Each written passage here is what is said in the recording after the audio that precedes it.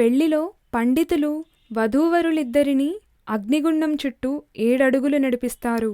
ఈ సప్తపది వెనుక ఒక పరమార్థం దాగి ఉంది. వరుడు వధువుని 7 అడుగులు నడిపిస్తూ నన్నే సదా అనుసరించు పరమేశ్వరుడు, నీవు నాతో నడిచే అడుగుతో మనల్ని ఒకటిగా చెయ్యాలి.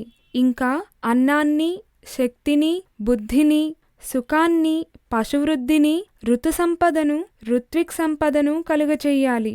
ఇరువురము ధర్మమోక్ష సుఖకార్యాలను కలిసి చేద్దాము. నేను సామవేదాన్ని, నీవు ఋగ్వేదానివి. వీర్యాన్ని ఉంచేవాడిని నేను, భరించేదానివి నీవు.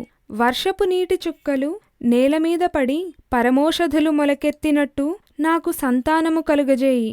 అలా మనమిద్దరం సంతోషంగా అన్ని సుఖాలతో కలిసి జీవిద్దాము అని అర్థం.